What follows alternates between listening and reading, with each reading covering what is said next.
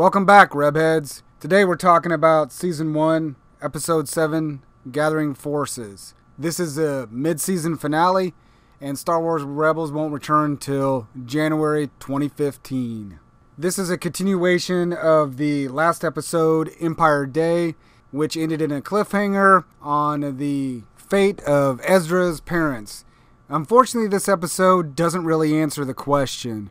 We almost get to it at the end, but they never do answer the question, and obviously they're going to hold off till the second half of the season to hopefully answer this question. The episode kind of explores Ezra's dark side to him. He becomes very angry and upset at Zebo for not helping protect his parents when the Imperials came and got them, and explodes all over him. Zebo has really no answer to this. This is somewhat explored through the entire episode, is Ezra dealing with his anger, and eventually comes to, towards the end of the episode, a revelation that Ezra is afraid of the truth. That part's a little bit silly. That basically Ezra's been operating under the assumption that they have died and he has moved on with his life. And it's somewhat a shock to him. His parents could be alive and maybe he could have done something about it. Hot on their trails in this episode is the Inquisitor.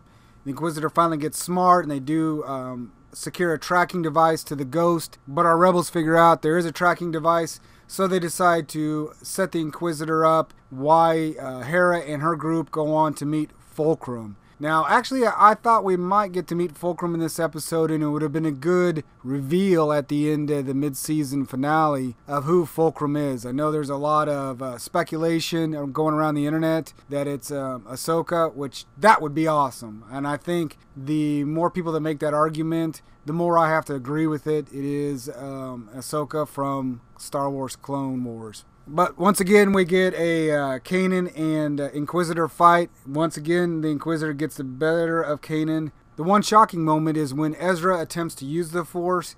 His anger actually takes over him. He somewhat invites the dark side of the Force to come into him. What this means for future episodes, I'm not sure, but it would actually be really interesting if Star Wars Rebels has a Jedi that struggles with the dark and the light side of the Force and is not able to come to some type of resolution to where he's going to commit to one side or the other. I enjoy the conflict on that, and this is the type of episode that I'm looking more for Star Wars Rebels. We have really good character development amongst the Ghost Rebels. Plus, we have a little bit of conflict with Ezra. Kanan is very novice type of trainer, and I think he's going to continue to fail at training Ezra to be a proper Jedi and follow the light side of the Force. Overall, I've really enjoyed Star Wars Rebels. It started off kind of wonky for me. Through the last 3 episodes, it's become a much better series. And I'm really looking forward to the second half of the season. It has become one of my favorite shows on TV, and one I really look forward to every week. That's all I got this week. So, I'll talk to you in January. Later, Reb Heads.